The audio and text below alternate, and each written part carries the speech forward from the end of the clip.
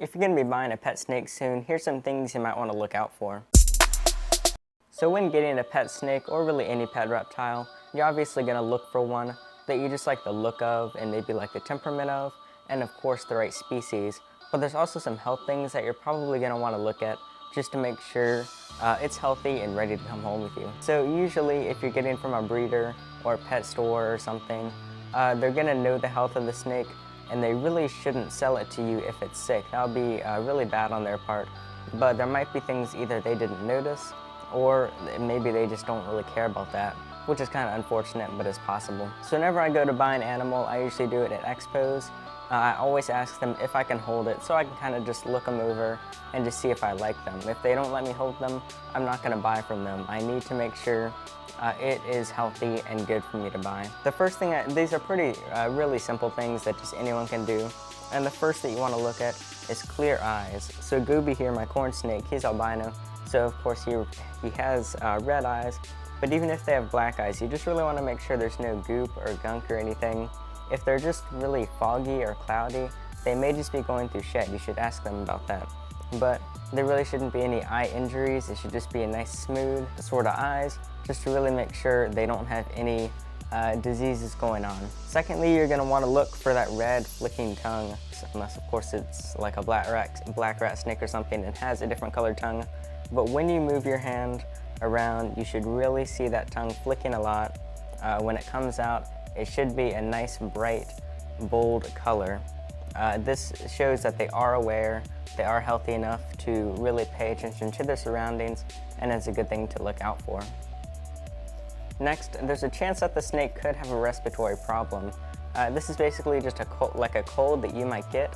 It's kind of funny, snakes show a lot of the same symptoms as people when they have colds, and just like us, they're not hard to treat, but if a person's going to sell you a sick animal, it's not a good idea. I wouldn't trust them. But the things you really want to look at is their nose. If it should be nice and dry and clear. If it's they can have runny noses, and if they do, if there's liquid coming out at all, it's probably a respiratory infection. And you should listen to their breathing. If you hear them really wheezing a lot while they're breathing, that means they also possibly have that cold. So there is a chance that it could just sneeze or something. That's kind of just normal. Yeah, you don't want to see any really liquids or goop or just anything coming out of anywhere around here. And yeah, you really just shouldn't be able to hear any breathing problems. It'll be probably pretty clear. If there is an issue with their breathing, it'll just kind of sound like they're wheezing or like they have something in their nose. So you should avoid that. It's also not a bad idea to just kind of run your fingers down all of their scales and see if they have any bumps. These bumps could actually potentially be mites or parasites or something, like mob ball python. I didn't realize it. I didn't know what mites actually were when I first got them, because that was when I was first starting out with reptiles. But he ended up having mites, and it took months to care for.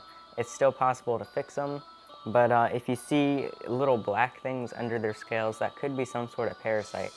Also, if you just run your hand down and you just feel maybe some scales are missing or injured or something, there's a lot of different things that can come from, but you usually want some nice, smooth, shiny, slick scales that just all fit together well to make sure they've been developing right and cared for properly. So yeah, those are kind of just the first main things, just the most general stuff that you can look at yourself very easily. You can just kind of look over all this in like 5 minutes while holding the animal, and make sure you ask questions about it if you have any questions to the breeder or to whoever's selling them. But yeah, just quick overview.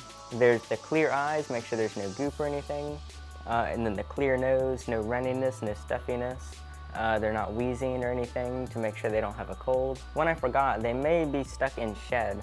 I skipped this by accident, but a snake stuck in shed, that's not a big deal. It's easy to fix. I actually have a video on fixing this. But if you're buying from a professional person that's selling snakes, they really should have fixed a stuck shed before they sold it to you. So I've seen many stuck sheds, animals in stuck shed at different pet store chains, but breeders I really never see it in.